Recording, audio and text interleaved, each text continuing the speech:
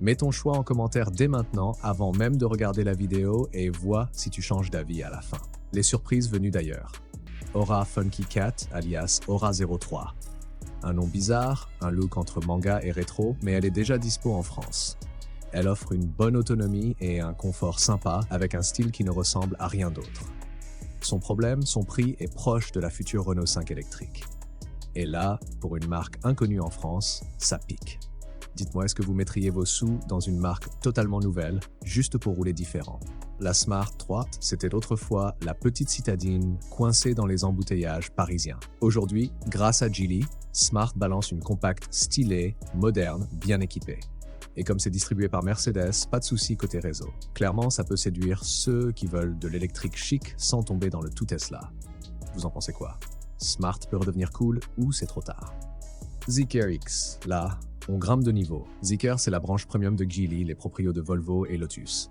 Le X débarque fin 2025. Gros look, intérieur techno, finition soignée. Objectif clair, concurrencer Tesla et BMW. Est-ce que vous pensez qu'un premium chinois peut faire trembler une marque allemande? J'attends vos avis.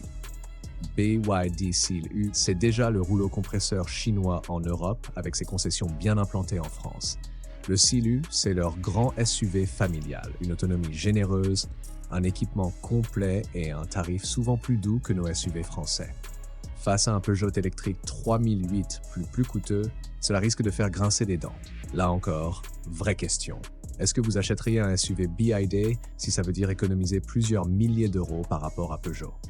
Et toi, franchement, parmi ces surprises venues d'ailleurs, tu choisirais quoi? La Leapmotor pour son prix, la Zeekr pour le côté premium, ou la Smart 3 parce que c'est rassurant avec Mercedes derrière? Mets ton choix en commentaire et on verra quelle voiture sort du lot. Ok, on a vu les surprises venues d'ailleurs. Mais soyons honnêtes, en France, on aime aussi nos valeurs sûres. Ces modèles qu'on connaît, qu'on voit partout dans la rue, mais qui reviennent en mode électrique avec quelques twists. Renault 5 e-Tech, la star nationale de 2025. À vous, tout le monde l'attend, même ceux qui n'aiment pas Renault. Elle joue la carte du look rétro, hommage direct à la R5 des années 70, mais version branchée. Son vrai défi, ce n'est pas la nostalgie, c'est la concurrence.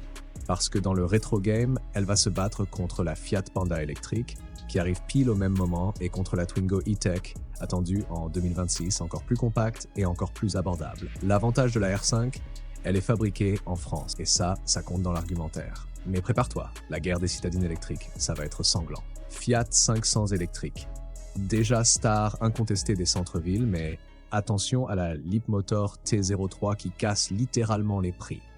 Elle garde son charme unique et son look iconique, mais sera-t-elle encore la véritable reine des citadines électriques? Tesla Model 3 Highland et Tesla Model Y.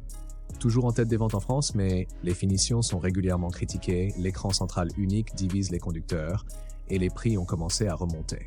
Est-ce que vous l'achetez encore pour l'image Tesla ou seulement parce qu'il n'y a rien de mieux côté réseau de recharge? Peugeot i308 et Citroën C4. Les deux cousines françaises, elles, jouent la carte de la raison.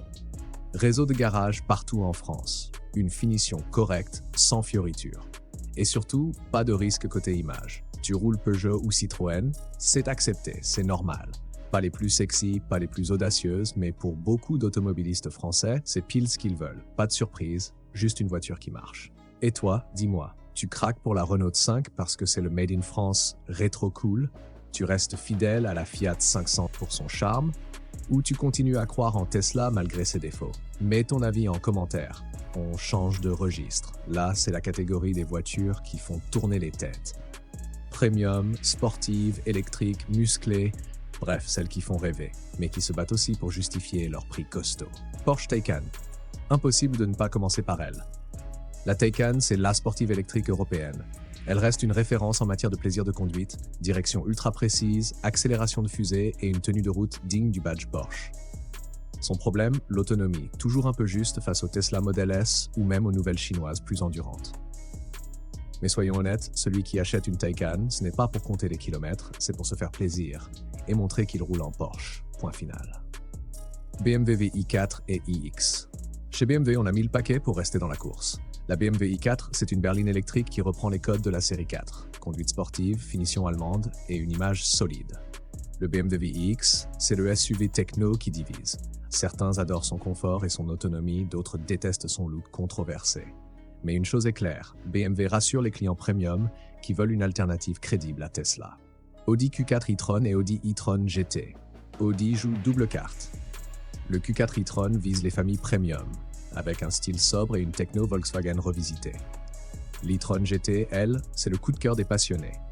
Design agressif, performance et un intérieur digne d'un cockpit futuriste. Audi mise beaucoup sur son image premium, mais la concurrence chinoise Zeekr NIO va lui donner du fil à retordre d'ici 2026. Mercedes EQE et EQS. Alors là, on est dans le très haut de gamme. La EQE, c'est la berline business, confort, silence, autonomie correcte et une ambiance techno à bord avec l'hyperscreen. La EQS, c'est carrément le vaisseau amiral. Luxe total, confort digne d'une classe S, mais version électrique. Le souci ? Les prix délirants et une image qui divise. Certains trouvent ça futuriste, d'autres trouvent que ça ressemble trop à une grosse bulle. Et toi, si tu devais choisir, tu prendrais le côté passion avec une Porsche Taycan, la rigueur allemande avec BMW ou Audi, ou le grand luxe techno de Mercedes. Balance ton choix en commentaire, je veux voir quel team domine la communauté. Tu croyais avoir tout vu avec BYD et MG ? Détrompe-toi, la machine chinoise ne fait que démarrer, et 2026 va être une pluie de modèles jamais vus en Europe. Xpeng G6. Voilà un SUV électrique qui a déjà cartonné en Chine. En France, il va débarquer avec une autonomie annoncée de plus de 500 km, un système de conduite semi-autonome digne d'une science-fiction et un prix compétitif. Positionné face au Tesla Model Y, il peut sérieusement lui piquer des clients, surtout si Xpeng muscle son réseau européen. Petite anecdote, Xpeng a signé un partenariat avec Volkswagen pour échanger techno et savoir-faire. Ça sent le futur costaud. NIO et T5. NIO, c'est une marque premium chinoise qui mise sur l'innovation. Le T5, c'est une berline sportive, souvent comparée à la Tesla Model 3. Ses atouts, design affûté, autonomie solide et surtout, la fameuse batterie échangeable en moins de 5 minutes dans les stations NIO. Imagine, plus besoin d'attendre la recharge, tu changes ta batterie comme une cartouche. Le hic, leur réseau est encore quasi inexistant en France. Mais si ça prend, ça peut changer la donne du marché. MG4 X-Power MG, on connaît déjà, c'est la marque chinoise la plus implantée en France. Mais là, on passe en mode sport. La MG4 X-Power, c'est la version survitaminée de la compacte électrique MG4. 4 roues motrices, plus de 400 chevaux, le tout pour un prix inférieur à la moitié d'une Tesla Model 3 Performance. C'est simple, sur YouTube Auto, c'est l'une des voitures les plus cherchées en ce moment. Et quand tu vois le rapport prix-puissance, tu comprends pourquoi. BYD Dolphin et BYD Atto 3. On connaissait le CLU, mais BYD ne s'arrête pas là. La Dolphin, c'est la citadine électrique, déjà dispo chez nous, qui cartonne par son prix imbattable et son look un peu futuriste. L'Atto 3, c'est le SUV compact qui vise pile le cœur du marché français. Pratique, bien équipé et très compétitif face à un Peugeot i2008 ou un Renault Mégane E-Tech. BYD a un atout énorme, son réseau de concessions en expansion rapide. En gros, ils veulent s'installer durablement, pas juste faire un coup. Est-ce que vous seriez prêt à rouler chinois si le rapport qualité-prix explose les marques européennes? Et si oui, laquelle vous tente le plus? Xpeng futuriste, NIO avec ses batteries interchangeables ou la MG4 X-Power survitaminée? Balancez vos réponses en commentaire, je suis curieux de voir si la communauté est prête au grand saut.